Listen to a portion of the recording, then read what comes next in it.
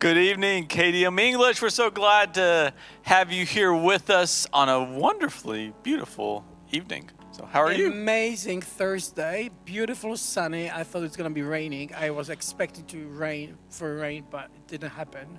But it's warm, it's beautiful. Yeah. And Majówka is starting tomorrow, which is for English speaking, it's the first long weekend of May, which is always barbecue weekend. So what is, ooh, really? Woohoo. I need to find something to barbecue then this weekend. So what is it that we're actually celebrating? Now we're celebrating the meat, so this is the whole thing. It's the That's good. For all of you watching, yes, it's the we do love the Day, meat. the May 1st, so that's what is the 1st of May, and then the May 3rd is our Constitution Day. So now we usually hoping that it's like we call it long weekend. So it's long because it starts tomorrow. It's Friday. And So is Monday a holiday as well, or it's not? No, it's not. So they didn't. That actually it doesn't is work. quite So surprising. it's always like first and the third. If it's Sunday, we still have Monday. It doesn't matter. Oh man, that is that's disappointing right there. I actually thought I thought we had Monday off as well, but no. That doesn't actually dramatically that probably doesn't change a whole lot of any of our lives really right now. Anyway, let's just be honest. It's a holiday, which means we're gonna be in the same place. Oh man, yeah. If you live in apartments in Kraków, that's gonna be quite interesting weekend for you. If you're a foreigner in the first season in Kraków, I just want to introduce you to this one big smog in the spring, because all the barbecues gonna go out of the balconies, so we're gonna have the one big barbecues on the balcony. So if you smell the kind of the smoke, don't call the fire department. It's your neighbor doing the barbecue tomorrow. So 3 days of barbecues. So I like that. Yeah. I like that a lot actually. I'm enjoying Majówka more and more, so I'm gonna have to do that. So have you done any traveling or anything recently? Oh yeah, I did so much traveling international. So yeah. I travel I live outside of Kraków city limits. So I did on Tuesday I did a big trip with my older son. We took a bikes and we came to city of Kraków. It was amazing. I felt like traveling overseas. Oh, wow. Oh yeah, it was just amazing. I saw the city, I saw people, I saw trams, I saw, buses, and I was surprised there were quite a few people on the riverbanks. So there was already barbecue. I don't know if this is illegal or not, but there's starting to have the barbecue. So welcome to Poland when we're inventing the law.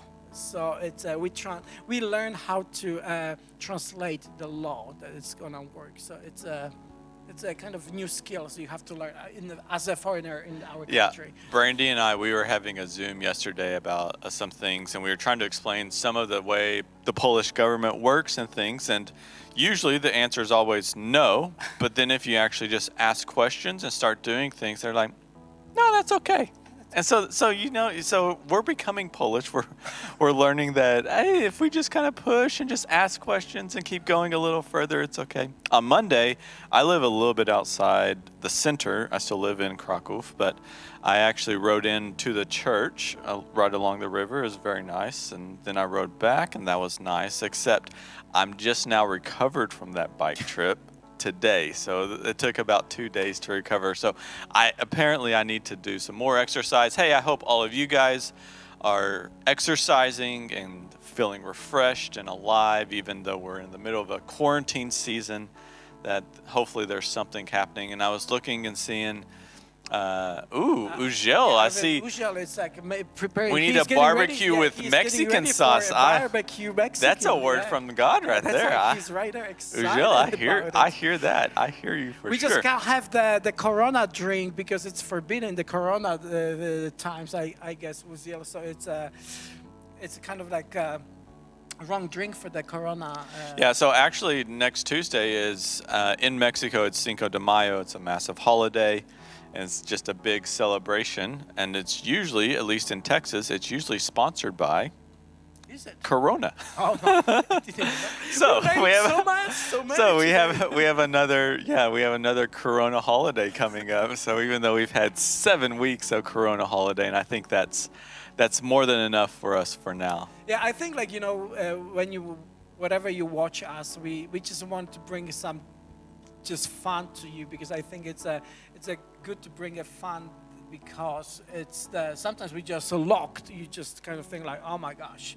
So I think I think when you just travel outside of your street, so now it's a big deal, like, whoa, I travel outside the street, you actually start to see there are more and more people actually happy, because they just said like, you know what, I'm so tired of sitting home. So they still trying to be protective, but they want to kind of do like, hey, let's do a life. And it's like my neighbor, they're like, hey, I want to go to shop with my dad. So usually the kids are like, I don't want to go. And now everybody's like, can I go with you? Can I go with you? Can I go with you? So, we just think that this coming weeks and days, actually, there'll be more life happening. And I think if you know that on Mondays there are a few things opening in our country, in Poland. So there is the malls are opening.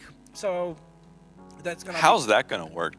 Does anyone actually know? I mean, they said like social distancing and things like that. What they're saying is going to be the same like in any other shop. They're going to have the same per square meter. So you can't try the clothes in the shop. So you have to buy it, but you can try them on. You can't, the food courts will be closed. But you can do shop, and then from the next weekend, I think all the whole kind of Home Depot, the OB, Castorama, those kind of stores will be open from the next weekend as well. And the hotel is gonna be open from Monday. Oh, that's great, because there's so many people traveling right now. And so I actually opened the Krakow Airport app yesterday, or 2 or 3 days ago, and it says, and departures coming up, nothing. Arrivals. No, and it was just completely blank. It's like, this is the most useless app right now. But I just wanted to hopefully have some glimmer of hope that there was something, but it's nothing. We're supposed to be, as a church, like KDM, we're supposed to have the leaders retreat. Yeah, this weekend. And yesterday I got a message from a friend of ours from England that's supposed to come and spend time with us and talk to us. And yesterday it was like 10 o'clock. And I got the text message like, who is picking me up from the airport? And I have like almost a heart attack. I'm like, oh my gosh. It's like, oh, we forgot to tell him that we canceled the weekend. And I'm thinking, then, after like 10 seconds, like, it registers. It's like, oh, there's no planes are landing or taking off. So I'm like, You can come, but I don't know, you're gonna jump off the plane because nothing is landing. But he got me for like few seconds. I was like, oh my gosh, I forgot to tell him. That would be pretty funny if he landed. Well, that'd have been great if he had went to the airport in England just to find out that he wasn't going anywhere. I wouldn't be surprised. We know this guy, so yes, that would not have been a shock for any of us. But and one of the things that I really think that this past 6 weeks, 7 weeks, however long we've been in this quarantine life, has shown is just the what's really important in our lives and what really matters for us. We begin to prioritize things a little bit differently, and to me, I think that's something that's always good, and that's something that shows some really good value. And tonight we do have some exciting things to talk about, and some really incredible things I believe the Lord's kind of opened for me. But before we do that, I think it'd be great if we just spend a little bit of time in worship and just declaring God's blessing over our life and just who He is. So I want you to, wherever you are, I want you to just get in a posture and prepare yourself, and let's just enter into the presence of God together.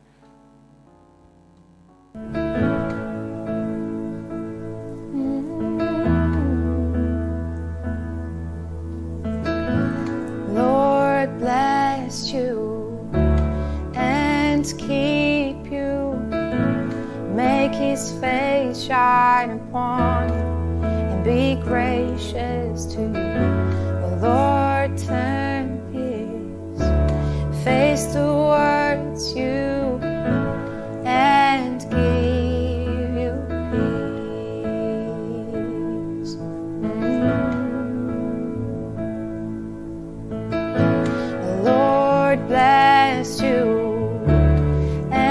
and keep you. Make His face shine upon you and be gracious to you.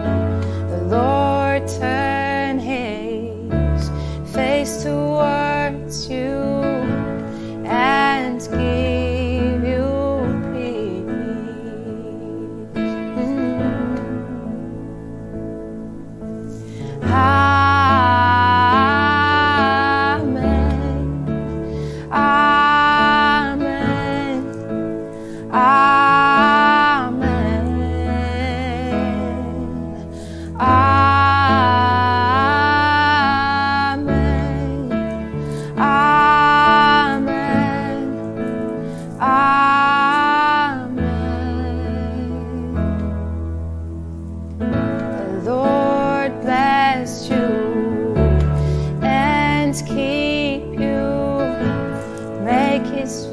Shine upon you and be gracious to you. The Lord turn His face upon you and give you peace.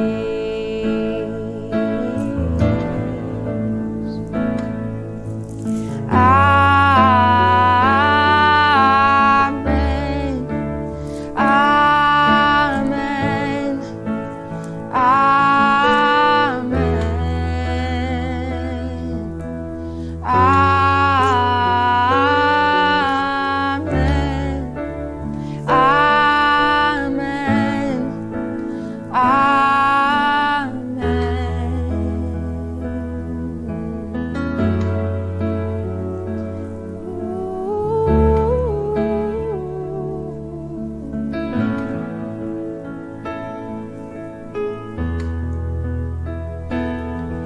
His presence go before you and behind you and beside you, all around you and within you. He's with you, He's with you.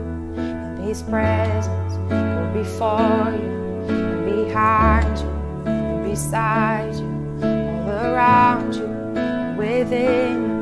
He's with you, He's with you. May His presence go before you and behind you and beside you, all around you and within you. He is with you, He is with you in the morning, in the evening, in the coming, and you're going, and you're weeping and rejoicing. He is for you, He is for you, He is for you, He is for you. Oh, He is for you.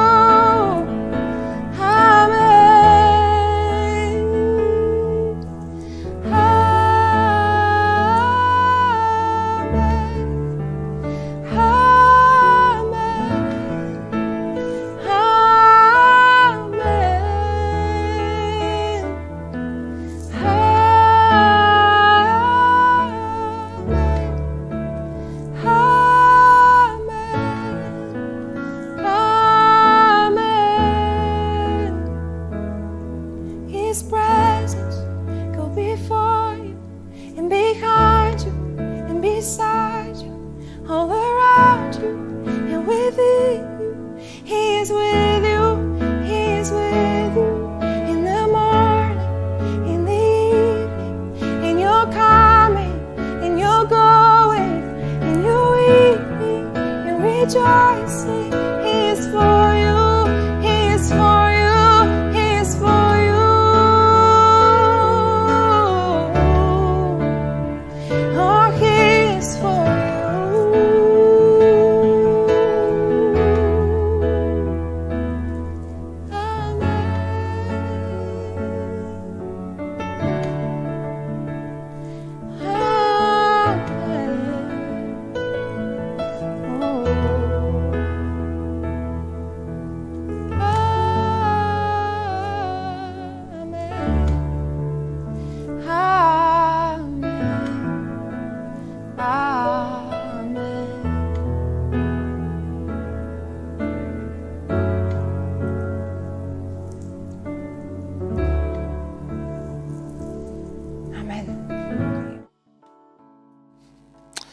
Hey, and welcome back.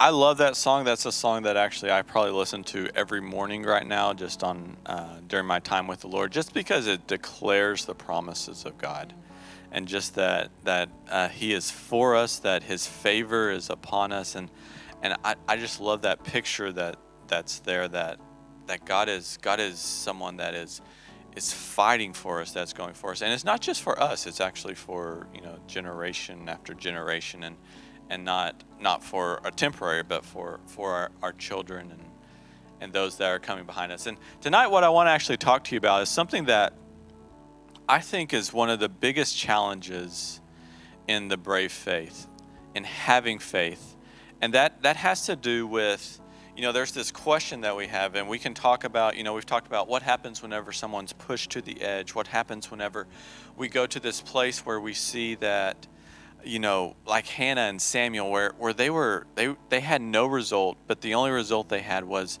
to come to the Lord and to come to Him. And then you see with the story of Jephthah, which I think someone needs to name their kid Jephthah at some point, sometime soon, because that would just be awesome, and you can guarantee no one else is going to have their kid named Jephthah. But you see with him is that he takes this risk, and he steps back into a city and a place that had just rejected him. And so you see the risk that he takes. So faith is risk, and faith is, faith is pushed to the edge and relying on God. And that's great. And we love those stories. But what happens whenever we don't really understand? And tonight, if I was to title what we're going to talk about, is living on the edge is oftentimes confusion. And that's something that's weird, and that's something that I think we need to acknowledge and talk about. This past week, Brandy and I, my wife, not this is Pastor Zibby, and this is not, this is clearly not my wife tonight, so she was with us last week. But one of the things that we actually had happen to us this past week is that we had a close family friend. So I work with a ministry that works all around the world, and in Europe specifically, and we have a friend that we have worked together for over 15 years in Belgium, and his body had been shutting down for a couple of years, just with things the doctors couldn't even figure out and really understand what was happening, and he actually just passed away. And what's crazy is, we believe in the power of God. We believe in healing, and we've seen healing. I mean, I've personally seen God do incredible things. I've seen Him increase a leg where it was like this, and I've seen it move. I've seen an ear open. I've seen headaches, migraines be removed. My wife has seen people healed of cancer. I mean, I've seen these things happen just in my life. And there was a massive amount of people that were praying for this family and this couple. And the question that you have to ask and sometimes is, God, what's going on? And I think we probably all have asked this question at some point, is that, God, what is it? What's happening? What do we do? Did we fail? Did you fail? Did you lie to us?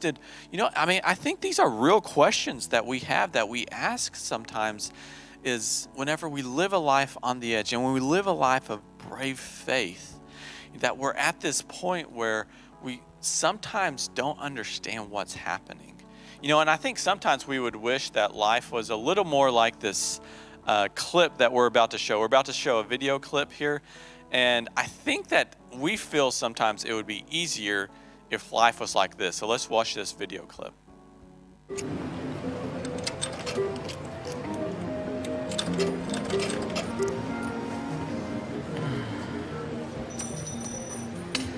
Hey, you dropped these. Go ahead, I got a plan to catch.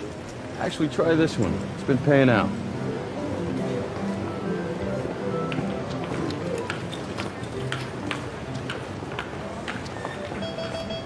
I won! Look at this! I won $11 million! Can you believe it?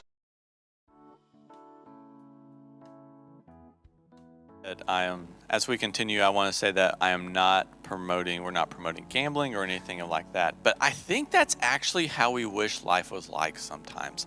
That there'd be someone that would go before us, that would set everything up, and then we walk in and we come in with our little chip of faith, our little bit of faith, and we put it in And all of a sudden everything's fixed. The world comes all laying down on a beautiful, beautiful silver platter. And that's just how the world ends up coming. And I wish that's how it happened, but it seems like that's actually can't be even any further from the truth, as life does not go that way. And it would be so much easier if we just had the magic chip that we just put in, and God's gone before us and set everything up. But what I want us to talk about, we've been talking a lot in Hebrews 11. It's the Faith Hall of Fame. So that's where you get the story of Samuel and his mom Hannah. That's where you get the stories from Jephthah and some others. You can read their stories. But what I want to talk about is actually at the very end of it, because you begin to see this picture that the writer of Hebrews is talking about. So turn with me to Hebrews 11. We're going to look at the last two verses, if you will, of that passage of Scripture. But we have questions, and I think that's okay. That's something that sometimes we can think as Christians that we can't even question what's happening. And it's okay. I think first I want to put us at a place where we understand that it's okay to begin to ask these questions. But what I want us to do is actually begin to step in a little bit further, because God's called us to live a life on the edge. So if He's called us to live a life of brave faith, of this trust, then what does that mean for us? And how do we understand the perspective when things don't seem to work out the way we expect them to? And here's the bottom line, is sometimes in life we don't know. We don't know what's happening. We don't know what's going on. Like the guy in the clip, he walks up, and what he thinks happens is he just got lucky. He doesn't realize that the guy walking away had set him up. So from his perspective, he had this perspective that he got lucky and won the jackpot. He didn't realize that there was something behind the scenes going on that was much, much bigger. So let's read Hebrews 11. We're going to read 39, 40, and then we're actually going to read in chapter 12 as well. So, and this is the writer, he's saying, and all of these, so he's just been talking about Abraham, he's talking about Joshua, who else he's talking about all the Gideon, Barak, Samson, Jephthah, all of these people. He's talking about these great people of faith and what they have done. And he says, in all of these, though commended through their faith, they did not receive what was promised, since God has provided something better for us, that apart from us, they should not be made perfect. Now, what is he saying in that passage? It's actually a really interesting thing. And it's an interesting perspective whenever we start looking about faith and promises for our life in relationship to others. Is that the truth is, and the reality is that our relationship with God actually contributes and works in the lives of others. That's something that's really powerful for us to understand. Our perspective is very limited. We don't fully see what is happening. Every now and then, I like reading humorous articles or funny articles, and every now and then I'll come across, one of the articles where it'll say pictures caught at the wrong moment, and it's just these hilarious pictures of maybe it looks like a guy has 3 arms, or he doesn't have a head, or whatever it may be. But it's actually because in that one moment, from this perspective, something looks different. And that's how we, in our lives, we have this one perspective of what's happening in the world. And we have this one understanding of what's going on. But what the writer of Hebrews is actually saying in this is that we actually have an opportunity to be involved with what God was doing through other great men and women of faith. To me, that's something that's incredible. God's purposes for our life are bigger than us. God's promises for our life are bigger than us. But sometimes we don't understand that, and we can't see that because our perspective is so much more limited. And that's the great mystery of following God. That's the mystery of living life on the edge. I would love to say that if we pray bold prayers and if we step out in faith, that every time it's going to work out exactly like we think it is. That every time we're going to be able to put the chip in at the right moment and we're going to hit the jackpot. But that's not how life seems to work. And you know why? I really believe why. It's because God is not a formula that we can figure out. He's a relationship that He wants to connect with us. And in a relationship, there's moving parts. There's something happening. And it's not that if I do A, then I'm going to get B. If I do this, then I'm going to get that. If I pray this prayer, then God's going to do this, just like this. But actually, what he's really looking for is this relationship and this connection. And we can't put God inside this box. To live life on the edge, we have to be able to step into a relationship with a God that's infinite. That means there's so much we can learn from him, so much we can pursue with him. You know, I love skiing, and I can remember going to Colorado whenever I lived in the U.S. Amazing ski places. And actually right behind our house, there's actually a small little forest, and it has aspen trees. So they're kind of white. They're the really tall trees that grow up. So there's maybe 40 or 50 of these trees that we can see. But what's actually interesting about aspen trees is they are actually one organism. So all those trees that I see behind my house, actually what those are is it's actually one tree that's underground, and it's shooting up. And so I see the result of this organism in these different trees that are spread out. But what I don't see is this massive, massive root system that's connected all the way underneath. That's why aspens are almost impossible to kill and get rid of, because the underground, what's happening underneath where we can't see, is so much greater and so much bigger.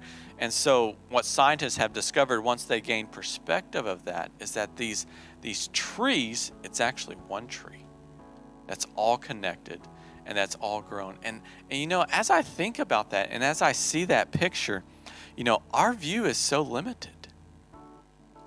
But we are part of God's plan. We are part of a much, much bigger plan. We're a part of the same plan that's laid out in Hebrews 11 of what's happened here. And so to me, it's fascinating to think about my life as an aspen tree, and even God's promises as an aspen tree. You know, we can see the results of what's happened. We can see some of the things, but really there's so much occurring underneath. There's so much that's happening underneath. So this past week, or actually yesterday, Brandy and I, we had a Zoom meeting. We were talking through some legal things about a project that we have going on, a long-term goal that we have. And before that meeting, we were thinking, man, we haven't heard from this person, this organization in a long time. What are they doing? Are they not caring about us? Do they know what they're doing? I mean, do we need to go find someone else to get this job done? Like, we were asking all these questions. And then we get on this call, and the lady that we're talking to, she says, well, did you know that email from March 28th? It's actually really good news. And I look at Brandy. She looks at me, and I said, do you have that email? No, I don't have that email. And so what we realized is we actually didn't have that email. And so our perspective was different because we didn't see everything that was actually going on in this project. We didn't understand what was going on behind the scenes. And once we were brought into the conversation, we understood and we saw a fuller perspective that, hey, these guys, they've been working.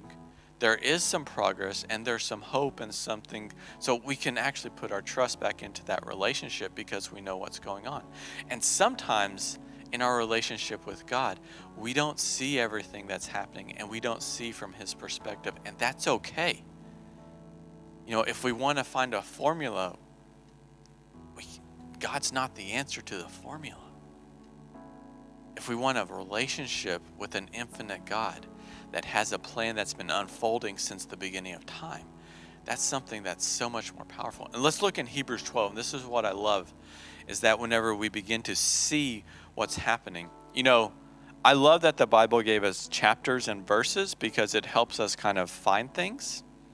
What I don't love is that sometimes we miss this beautiful story continuing because I think, oh, I'm going to read Hebrews 11 today and I'll read Hebrews 12 tomorrow, but I've slept since then. I've had conversations and I remember what may have happened in Hebrews 11.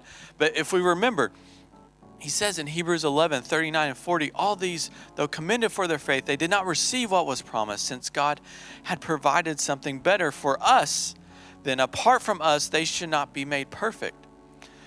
Therefore, verse 1, since we are surrounded by a great cloud of witnesses. Who are those witnesses? It's in Hebrews 11. It's the Faith Hall of Fame.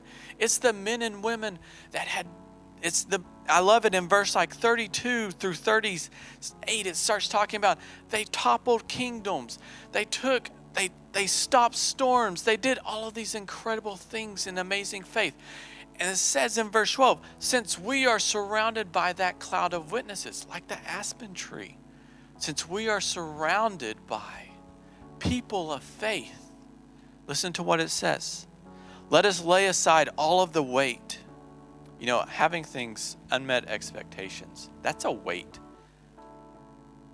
That's a weight that can have on our life. When we live life on the edge, when we step out in brave faith and we sense a moment of disappointment. In our perspective, we see failure. In our perspective, we see disappointment. That's weight.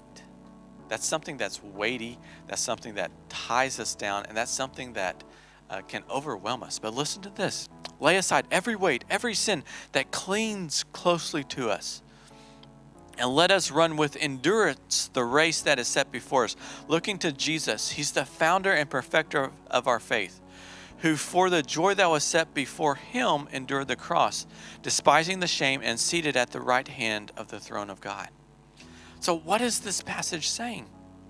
It's saying we're surrounded by men and women of great faith. We're surrounded by men and women that have done so many incredible things. So let's run our race with endurance. Now, I've run some long distance races. I know you've started running again.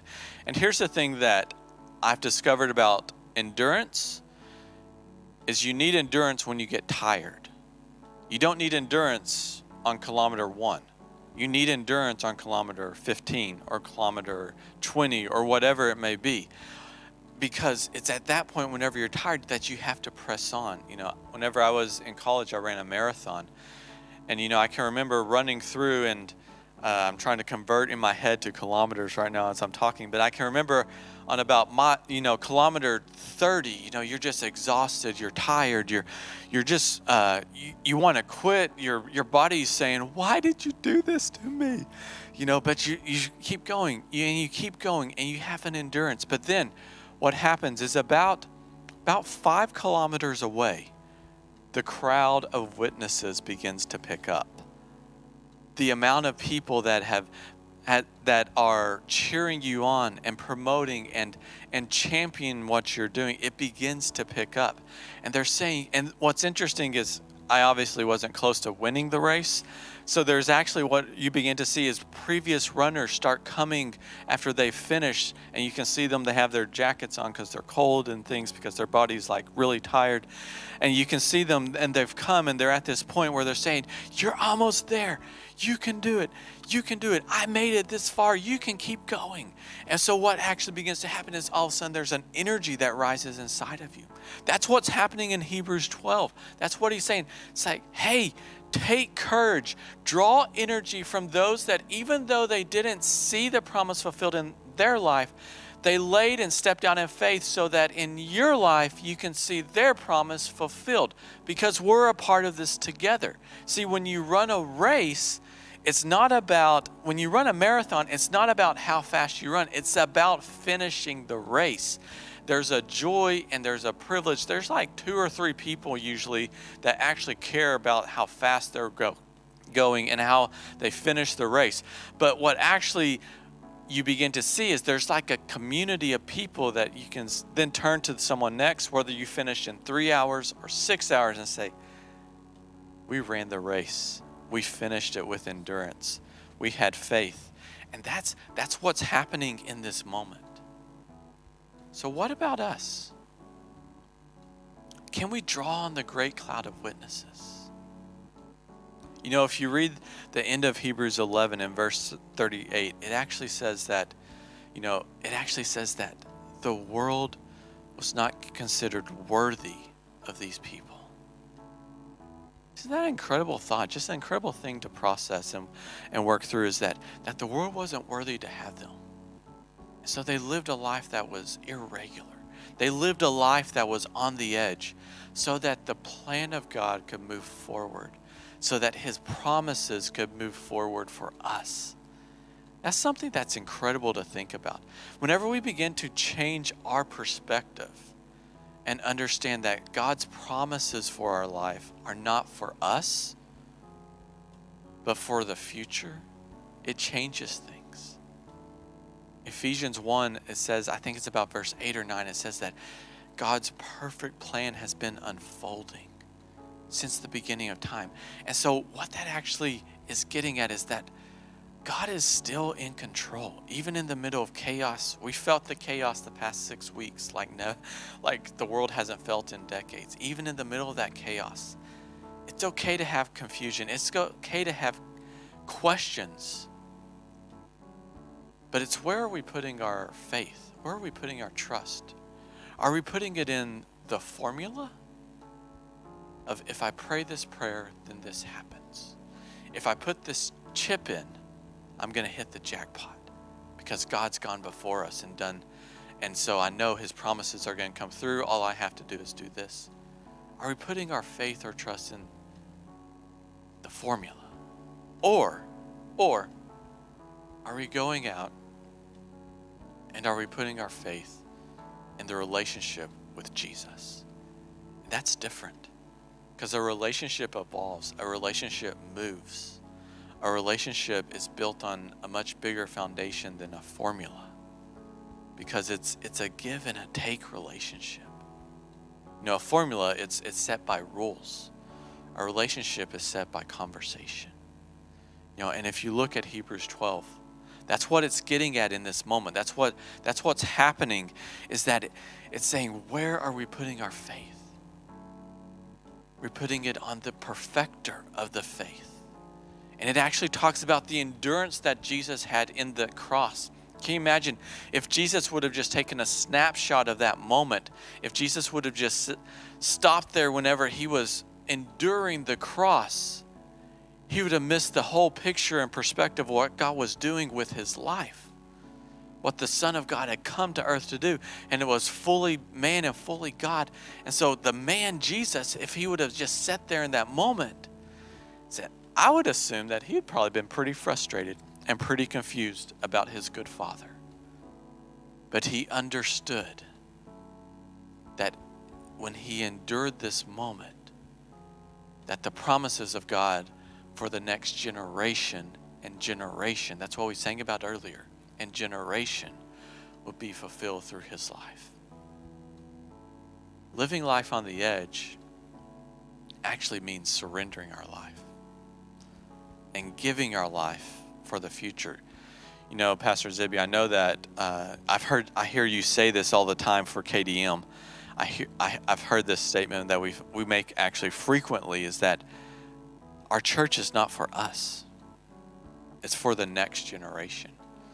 So the battle that we fight today, we may not see victory in our time. We may be able to join the people in Hebrews 11, where it says that, you know, they didn't see the result of their faith. But whenever we begin to change our perspective and understand that God is doing something, that through our life, whatever it may be, however it may happen, that through our life, the next generation can see promises fulfilled, our perspective changes. And we begin to see that the hardships, the trials, the confusion of life, all of a sudden, it's laid at the feet of the relationship with Jesus. And that's my encouragement and challenge to you. Let's be a people of brave faith, because there's so many out there that need hope. There's so many out there that need the promises of God fulfilled. And to do that, they need someone that can stand up and say, I'm going to live my life on the edge. Which means sometimes I'm not going to understand the circumstances around me. Sometimes I'm not going to have answers. But I'm going to have a relationship with the one that has been unfolding a plan to see the world return to him. That's what it's all about. So let's pray. Father, I thank you for this time. Lord, I thank you, Father, that we don't have to have all the answers. And God, I thank you that you are not a formula. I'm so thankful that we don't have a formula where if A plus B equals C, but we actually have a conversation with you. That's so much deeper, that's so much more intimate, that's so much more personal. A formula just creates religion and it's based on rules. And it's actually selfish. But God, I thank you that we have the chance to have a relationship with you. So Father, Lord, I just pray, Father, right now that for all of us out here that may be asking questions or even being in a place of confusion, Lord, I pray that we would just make the commitment to the relationship. That we would commit to that we're not going to look to you, God, as a formula, but we're going to stand on your promises. We're going to live life on the edge so that the next generation can see your promises fulfilled in their life, so that our promises can carry on to others. Because we know your plan is good. We know your plan is great. And we know that you have so much more for us than what we can ever imagine. But to do that, Lord, we've got to live a life on the edge. So we just thank you and we declare that in Jesus' name. Amen and amen. So, and this is where, I'll be honest, I've prayed a lot about this message today, because it's something that it's easy to talk about. Oh, let's live life on the edge and let's, live a life of brave faith. But the reality is, when you're on the edge, this is what life looks like sometimes on the edge. And I want to encourage us, let's walk and be a people like that. So we have a couple of announcements, a couple of other things that we just kind of want to share here at the end. Just a reminder, we are not doing any more Saturday events. So next Tuesday, we have our Tuesday Thoughts. And what we're actually going to start moving into, we've been talking about the book of John. So we're actually going to be talking about, what does the power of God look like? And who's this Holy Spirit guy? Like, who is he? The Father's pretty easy to understand. We can understand that. The Son, we can understand. We have 4 books about him, but what about the Holy Spirit? And what does that look like in our lives? Because, if we're going to live a life on the edge, we need to be empowered by the Holy Spirit. So we were actually in the middle of that sermon series in our Polish services, and then we were getting actually to the fun part and the good part whenever we had to change venues and change environments. So I'm excited about that for Tuesdays. And then also, can you share what we've been doing as a church just in the city real quick? I think that would be really cool just to talk about. Big announcement. Tomorrow the shops are closed for all those who didn't notice why there are people buying so much stuff today. So tomorrow the shops are closed. And there's some pictures coming up while I'm talking right now. As a church for the city, we believe that the church is here to serve the city, and we just using any opportunity to bless our city and to be the voice that actually we want to share the love of God and to bring His kingdom to the earth wherever we can. And with our friends and partners, we were able to buy this past week, some supplies to hospitals and some other places. So we deliver some of the places. So it was a very, very good to actually to bring this to for medical suits and masks and some other stuff that it's actually that they just needed. We got the list what we need to buy it, and we were just buying and just delivering. So this is so amazing that we as a church we can do it, and we encourage you all just to be the light, to be the salt wherever we are. It's not the time to actually sit home and be full of fear, but actually just to think how we can bless the people around us, how we can bless our neighbors, how we can bless the city. So we as a church, we believe in that. So we wanted to be and to have our hands on it. So that the pictures, it was from yesterday. And this coming week, we'll be able to deliver a few other stuff. And we're going to talk about the offering. You want to do it. If you want to be a part of it, we're still looking for some extra funds to bless even more. So if you have a chance to be a part of it, just let us know or just donate as you're going to talk about. Yeah, and this is a great opportunity, right now, and you're going to see a button pop up on your screen. If you're on Facebook, please go to our our website at kdmhome.com. And this is a chance, we really believe as a church, as we were just talking about, that the church is not here just for us, but it's actually here for our city and the generations to come. So we've been practically exploring ways that we can serve our city, and I'm so thrilled that we were able to supply some things that, with people that are really giving their lives every day right now. And it's just, it's an amazing opportunity to, we talk as a church, we talk the language like worship, and sometimes we connect worship to, music and hands. But actually, I believe that this is the act of worship. We bring the glory to God. And like today, we got so many comments on people that are not part of a church as like, that's amazing that you do this as a church, and like this is the church that you do this to our city. There are like many comments from the seniors that are part of the program we run, and I'm like kind of thinking, what is amazing praise it goes to God, not because we sing the song or we play, but actually because people see what we do and they praise God. So that's pretty amazing to see. So be a part of something that is significant. It doesn't matter how much. It's just the heart. Yeah, and exactly what you're saying in Romans 12, it says to dedicate your bodies as a spiritual act of worship. And for me, I always think of finances as a representation of my time.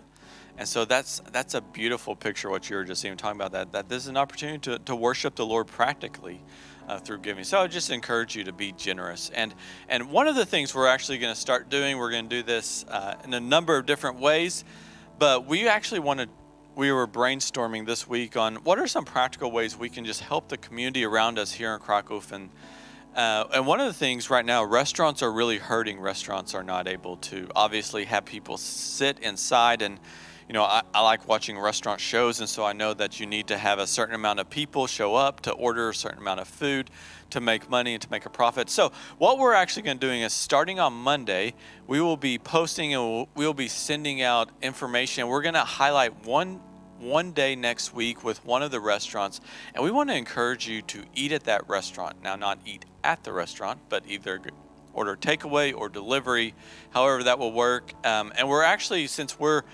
focusing on the international community at KDM English, we'll actually be posting some. I'm actually going to be contacting some of our restaurants that are ran by expats and owned by expats. So I know already that's a few restaurants you mentioned. It's pretty exciting. It's not gonna be just pierogies, and it's not gonna be like authentic Roman style pizza or Asian. Yeah, I saw some Korean chicken and things like that. So I'm excited. So sushi actually. Oh man, I love sushi. So we'll have to save up for that one.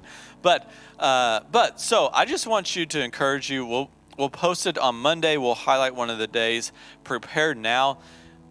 Like, I don't know how easier or how much more easy. I don't speak English very well. How much more easy from Texas. Yeah, what can you do? How much more easy it could be for us to practically serve our community just by going and just partnering with some of these restaurants and just saying, hey, we're here.